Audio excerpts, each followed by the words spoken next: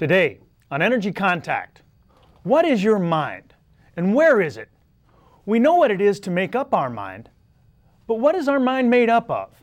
How do invisible thoughts and feelings make their way into our physical anatomy?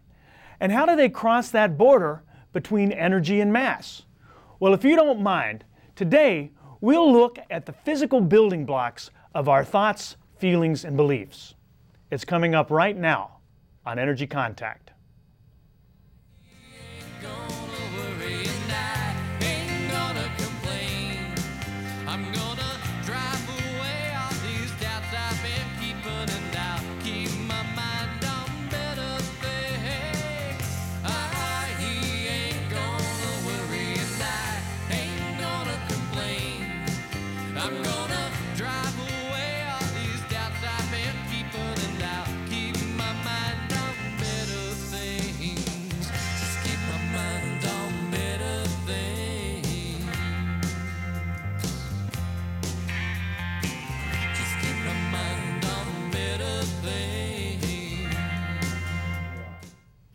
Hello and welcome to Energy Contact. My name is Joseph Willenbrink.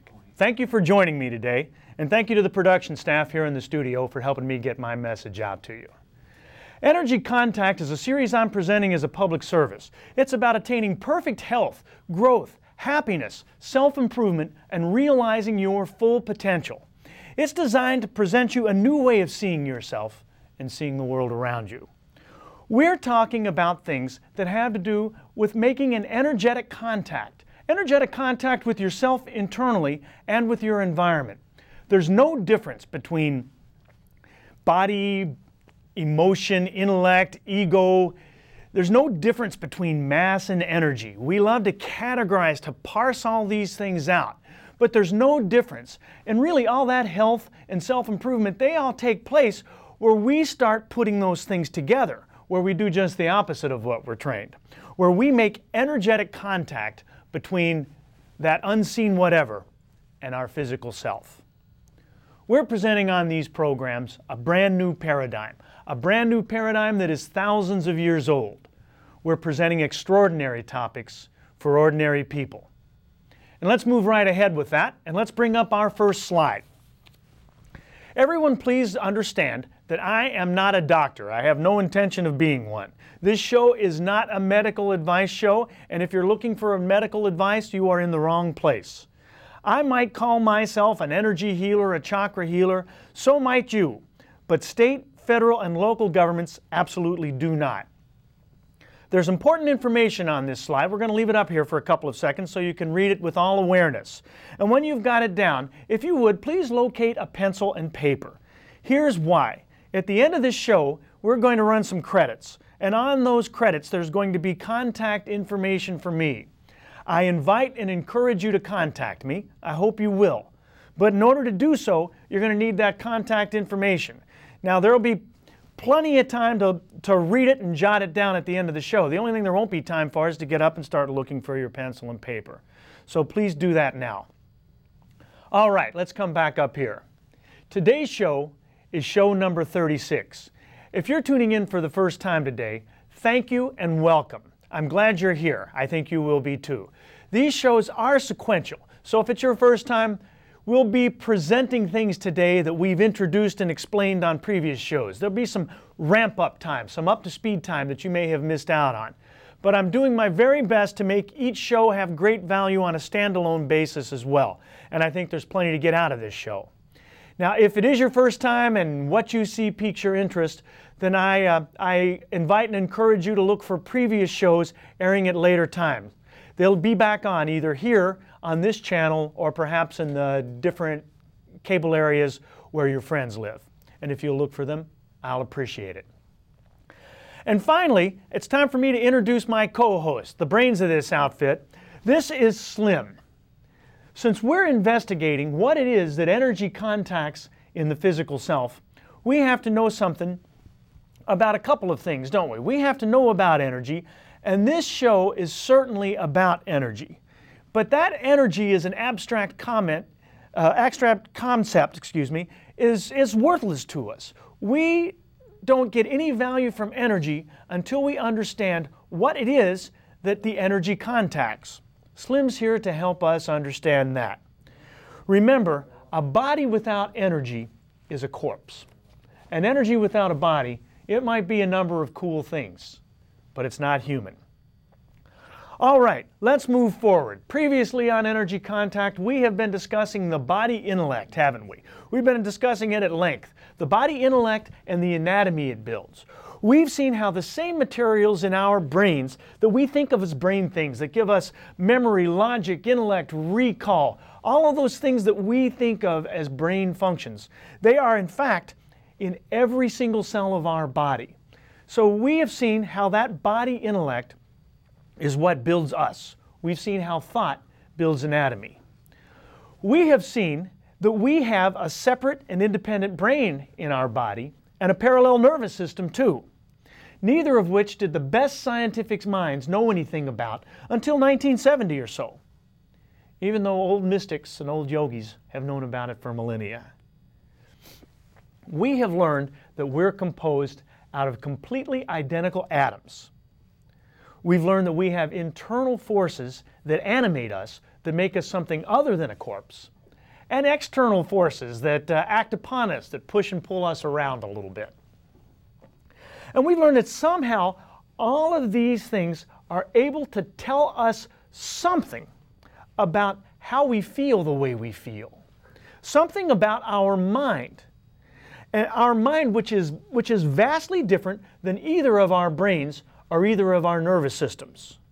We've spoken a little bit about this mysterious energy that those old Indian mystics and yogis called Kundalini energy. All right, well today we're still looking at the huge differences between the brain and the mind, things that we somehow got taught to sort of lump together. We're also looking at the differences and some of the similarities between the mind and the nervous system. A billion people with exactly the same atoms, with exactly the same atomic structure, build themselves in a billion different ways, physically, mentally, emotionally, spiritually. But what do they build with? What are the building materials? What esoteric and mystical substances are going to help us explain how feelings appear in this physical machinery? We want to understand those building blocks at their most basic level. That's what we're doing today. We're going to discuss emotions and soul and feelings and spirit in the context of a bunch of dry chemistry and physics. By the end of today's show, you'll have a pretty firm picture of what's going on physically in your energetic self and what's going on energetically in your physical self at a much more invisible than microscopic level. That will eventually lead us back to this whole concept of Kundalini energy. And once we get there, that'll lead us to other places. So, plenty to do today, lofty goals. But before we go any further, everybody sit back and take a big deep breath. Because now is the time in our show where we're going to take our virtual field trip. We're taking a journey in our mind's eye. And today we might be relaxing, but we're going to work. We're working on a construction site. You are a mason, and we are going to build a brick house. So there you are, just laying your bricks, putting them together. Some guy comes up to you and says, "Hey, what are those bricks for?" And you say, "Well, you know, you can think of those bricks as the basic building block of this house." And that guy says, "Oh, no, they aren't. They aren't the basic building blocks at all. They're made up of other things. What about the sand and the clay and the lime?" And you, maybe slightly annoyed, say, "Okay, those are the basic building blocks then. Suit yourself." And then the guy says, "Oh, no, they aren't. What about the carbons and the hydrogens?" And you say, "Okay." And the guy says, "Oh, no, they aren't either. What about the electrons and the neurons and the protons?" About this time, this fellow is getting very annoying, and you realize two things. One, he is no longer asking you questions about building the house. He's just trying to be annoying. And two, if you allow it, this conversation will go on forever. And so, you say, turning away from him, "Yeah, all that stuff is true, but for all intents and purposes, for what we're concerned with, you can think of these bricks here as the basic building unit of this house. All right, hold that thought. Over the past few shows, we've been talking a whole lot about that second brain and that second nervous system. Things that modern science was completely aware of until the 1970s or so. But remember, that 1970s, it may have brought new discoveries, but they're just that. They're just discoveries. These things have been in us all along. We've looked at the traditional models in detail over the past few shows, and we don't have time to look at them and explain them today, but they're there. I encourage you to do go back and wait for those previous shows to come on if you want to know more information about that, and they will be explained in a lot of detail. What we want to do today, though, is we want to see down to the basic fundamental levels of the building blocks of you, of these new discoveries. What makes this information so important is that it has led the way to discovering the physiological basis of our invisible self, of our energetic self. And that is a very big deal. And that is what makes all of this happen. And all of this that happens has a little to do with that second brain and with that parallel nervous system. But we're going even deeper than that today. We know now that our nervous system is a whole lot more than that old touch a thorn and recoil business that we learned about in grade school. There's more going on than that. Emotional and spiritual events in us fix themselves. They fix themselves into something physical. Let me restate that because it's crucially important. Smart scientific minds in laboratories have proven that unseen things, moods, emotions, feelings, beliefs do not occur until and unless they attach themselves as a physical thing to a physical thing.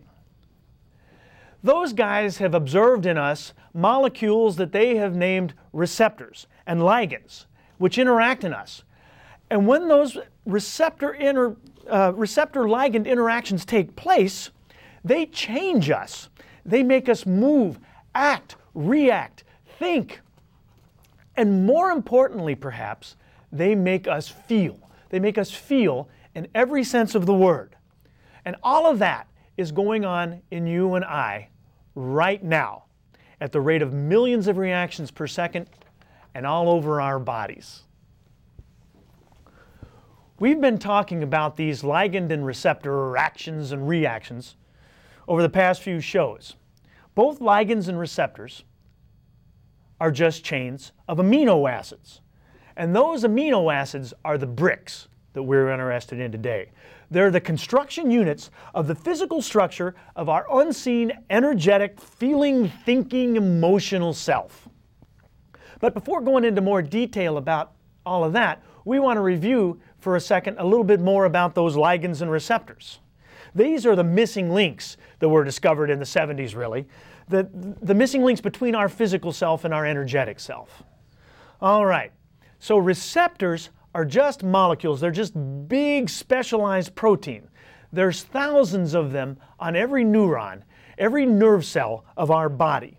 There are other places too, and they're permanent installations. They're built in, and they hang out and wait for ligands. Ligands are materials called neuropeptides. They are not built in. We make those up as we go. Ligands exist to bind with receptors, and that binding changes things. Ligands and receptors, by the way, they both have different structures, but they are both made out of the exact same bricks. All right, so we're going to take a minute here and look at my protein. I'm going to get out my protein here. This, my falling apart strand here, is my protein chain. You can think of proteins in your body just like this, and I'm dancing them around on purpose because that's what they're doing in your body. Now, by the way, proteins in your body don't have this threadbare portion here. This is because I'm working on a public access budget. But it's important to notice all these individual beads sort of making up a larger unit. That's what proteins are, and that's what they're doing. They're contorting and dancing around. Now, not every protein is a receptor, but every receptor is a protein. Recall that there can be thousands of atoms in a protein. They're huge. But a cell is made up of trillions of atoms. So I'm giving you a feel of relative sizes. So even though proteins are huge compared to a single atom, say, there still can be thousands of them on every neuron, on every nerve cell of your body. And your body has billions of neurons. So do the math. These receptors are sensors. Just like your ears are designed to detect and discern sounds, your nose to detect and discern scents, your receptors are designed to detect things, to parse and process and receive information. Before we leave the subject of relative sizes, we ought to bring up a slide here. Let's bring up our slide, and you will see here a couple of things that look alike. Those two things look like the same thing, don't they? Well, one is one of those tiny atoms. You've got 7 trillion of them in you alone, and I've got another 7 trillion in me. And the other one is that huge, expansive solar system. So we can infer from this slide that cosmic things are going on inside you at microscopic levels, that things in the universe are models or scale models of each other. But you see that atom there? That atom is not a brick. It's far too small for that. All right, let's come back here. So, back to receptors and ligands, huh? Those receptors, like I said, are hanging out. And meanwhile, these things called ligands are floating around. Ligands are our molecules of feeling, of emotion, of spirit. They're important things, but they are nothing until they fix to the proper receptor. And only the proper receptor will do. And receptors are very selective. So when the right ligand finds the right receptor, the receptor begins to dance and contort, just like my beads were doing a few minutes ago. And that ligand sort of fits into that protein and responds to it, and it fits into it like a key fits into a lock. And just like with your house, if you put in the wrong key in the lock, nothing happens. But if it's the right ligand meeting the right receptor, then we say that that ligand fixes or occupies the receptor. Actually, I should mention that it's quite incorrect for us to think of ligands and receptors or keys and locks. That model is really a pretty poor model. Ligand-receptor interactions are a much more of a network system, much more sort of trippy and out there than all that. So keep in mind that this is a very crude and obsolete model that I'm giving you for illustrative purposes only. In a future show, I'll ask you to leave that model. All right. So anyway, my protein here, just pick it up for a second, that is an example of a receptor. But now I want to show you an example of your emotional and spiritual self. Here it is, right here. This bottle is an all-natural flavoring product, and I'm showing you this for a very important reason, because your emotions are in here. If you don't believe me, you can find out right here. I'm reading on this list that this product contains 16 essential amino acids. I will spare you the reading of them, but they're in there, I promise you. Those amino acids are the building blocks of your emotional self. In fact, there's about 20 naturally occurring amino acids, and in fact, there's more than that. There's maybe 100 or so in laboratories and under obscure rocks and stuff. But the amino acids in that bottle or in your protein shake are exactly the ones that are in your body. They are the things that cause you to look the way you look and act the way you act and feel the way you feel. But I could dump this bottle over my head here and it would not build me any differently. In the same way that just because I could take a wheelbarrow of bricks and dump them on the ground doesn't mean that I've built a wall. The changes only happen when these things inside your body, the things in that bottle inside your body, build themselves into ligands, and then those ligands find the receptor, and only the right receptor. All right, hold that thought. We're going to bring up another slide, and we're going to take a look at a portrait of you. Let's bring that up. I've said previously that we're over 99% carbons, hydrogens, and oxygens. Well, that's my story, and I'm sticking to it. But the term amine in amino acid means that there's a fourth atom in us, nitrogen, and you can see that over in the corner there. By the way, you can hear the similarity between the words amino and ammonia. So you can kind of infer from that that ammonia's got a little nitrogen in it too. So those atoms there are a portrait of you. Adding nitrogen, now that makes up like 99.99, goodness knows how many nines, percent of you. All right, so let's come back up here. And forgive me while I take just a moment to have a geek moment. An amino acid is a combination of an amino group, a little NH3 group, an organic chain, and a carboxylic acid all hooked onto a main carbon.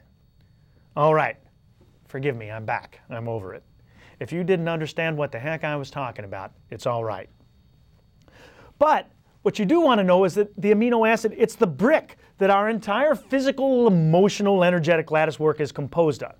And this groundwork it's the groundwork for very exciting things, very exciting events in you.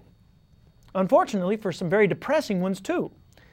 And the amino acids are composed of all those geeky sounding terms I just threw at you, which themselves are composed of the four atoms, carbon, hydrogen, oxygen, and nitrogen. So amino acids are a part of every peptide and every protein, every receptor, and every ligand. So let's get back to ligands. Ligands, as we've said, are peptides. They're neuropeptides. Now, neuro means of the nervous system, and we'll see later that that's really not always technically correct, but the name somehow got coined before we knew it wasn't technically correct, and names have a way of sticking. But both peptides and proteins, and therefore both ligands and receptors, are strings of amino acids. Peptides are a little shorter strings, just like keys are a little smaller than the locks they fit into. A peptide can be as small as 2 amino acids, like NutraSweet. NutraSweet is a dipeptide. Or it can be a long, complicated chain, like insulin. We knew insulin existed a long time before we knew it was a neuropeptide. And it's pretty complex, but it's still smaller than a protein. Endorphins, lots of things are peptides, are ligands. And so you can picture the model building up. There's individual atoms, and they move into those little clusters and groups, and those move into amino acids, which combine into peptides, which combine into polypeptides, which combine into proteins. You get the picture. The basic building unit of all this is the amino acid. So the whole house, the whole emotional, energetic neighborhood, if you will, is all made up of combinations of these 20 different bricks. Other houses in town, they're made up of other building materials, and those building materials might not contain amino acids at all. But the emotion, feel, spirit house is made up of ligands and receptors, built of amino acids. All right, so let's get back to the reactions. When the right key finds the right lock, all of a sudden, snap, information enters that receptor. And that information plants into the core of the cell. And that information plants into the core of you. Longtime viewers of Energy Contact will remember we did a lot of shows on our core a while back. Well, these things operate on our core. And this is what creates emotion, belief, feeling, spirit, mood. It begins to explain how one day you can take a world full of aggravations in Mother Teresa-like stride. And then the very next day, the tiniest little thing just sets you off, just launches you. Different ligands are in play. It explains why a certain movie makes you laugh, but it makes your friend sad. Why that person gets on your nerves, but your friend likes him. Why some people enjoy sitting home and reading, while others like to go out and dance all night long. And it at least begins to explain how 1 billion different people made up of the exact same atoms look, act, and feel 1 billion different ways. How they have 1 billion different belief systems. It explains everything. It explains every unseen thing that happens in you. Now remember, receptors are always in us. They're always in place. Jesus and Gandhi had as many angry, aggressive receptors as you do. They had as many depressive and lonely and petty and selfish ones too. So what is it that made them so special? Well, the receptors are constant, but we make the ligands as we go. If we make happy ligands, they find happy receptors, and we're happy. If we make depressed ligands, they find depressed receptors, and we get depressed. If we make sick ones, angry ones, spiteful ones, fearful ones, forgiving ones, loving ones, you get the picture. Jesus and Gandhi just knew how to control their ligand production, and so can you. What all this means is that whatever you are doing with your emotions right now is building ligands. And those ligands, in turn, are building emotions, setting up virtuous cycles or vicious cycles. Your choice. It means that if you can still your mind and meditate, get out of the rat race a little bit, that you are, while doing so, creating peaceful, powerful ligands. And in fact, retarding the creation of those selfish, angry, petty ones that you try to tell yourself and others you can't control. Over time, you train the body intellect, and it trains your construction team, if you will, to build healthy structures. And you sort of forget how to, you lose your skill at making those bad ones. You lose your attraction to it. And now you understand why some people meditate. And you understand why great saints, great people, always sort of want you to copy them, because they've got it figured it out. When they tell you to live like they do, what they're telling you is to learn how to control your ligand production. But in this world, I guess spirituality often deteriorates into religion, and we forget it. In fact, your spiritual self is not in that building. It's in here. It's swimming around in you. It's just a pile of amino acids looking to combine themselves in healthy ways. You are creating your mind right now, and your mind is creating you. Not only that, but your body and every cell in it is your mind. It's the body intellect, which means that the ligands and receptors are the subconscious mind. And you have control over all of it. That's about all the time we have for today. Thank you so much for joining me. Get your pencil. I wish you peace and positive energy and a healthy life in Energy Contact.